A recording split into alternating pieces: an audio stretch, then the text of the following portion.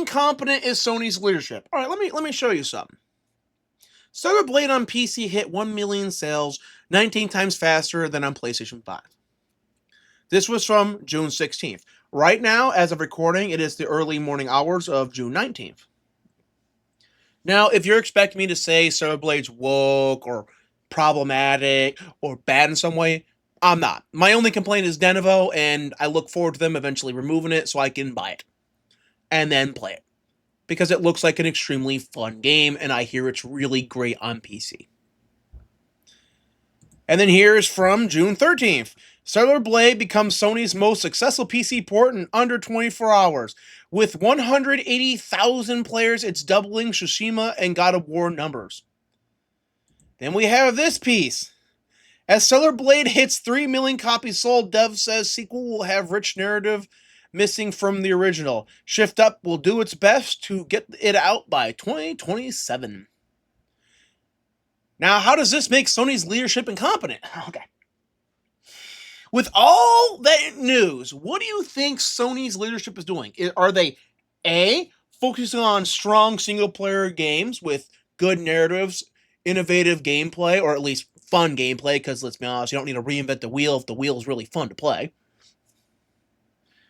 and attractive female characters? Or B, doubling down on live services? If you guess B, you are correct. Now, every other article on this uses the title in some form of Sony doubling down on live services. I'm using Eurogamer's article because a lot of them cited Eurogamer's article, and they give the more accurate quote. Sony remains committed to diverse and resilient live service games, including forthcoming Marathon, delayed indefinitely, and fair games despite high-profile failures. Now, normally you would think Eurogamer's going to dick ride this, but they don't. They actually point out, after quoting him a bit, how Marathon, where is it at? Shed roughly 80% of its initial alpha player base. And I can tell you from everything I've heard about this game, and I only heard about this game like just through random algorithm, telling me to watch a video, that every time they've handed it to anyone who wasn't a shill, it's been lambasted. The Escape from Tarkov community did not like it, and they've not had one successful playtest.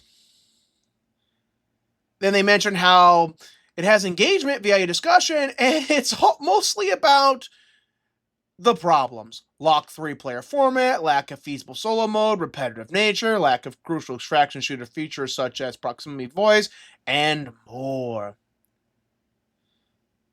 And then they go talk about how Fair Games has been delayed after the studio founder left, and how 30% of the studio is working on machine learning, artificial intelligence, and cloud-based dev tools.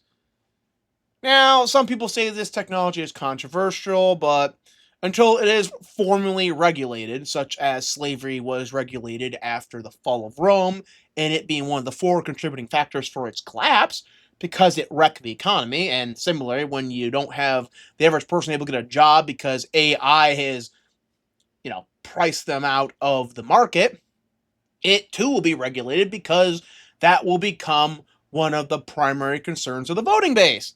Also, when the managerial class start getting their ass regulated out of the market, because it's way easier to get rid of middle management with AI today than it is to get rid of the worker. It's way easier to greatly downside the overpaid executives with AI than it is to get rid of the worker. Because the worker, you have to, put a lot of effort in replicating the task and making sure it's done efficiently.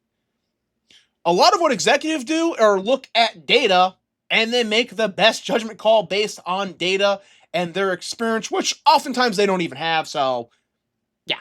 And you can program an AI to do that very easily.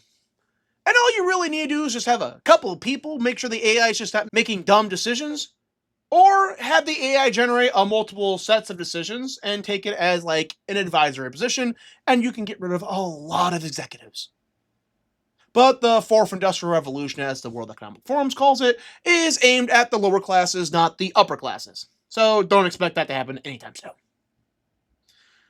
But yeah, Sony is doubling down on live services. Sony's leadership are just flat out incompetent.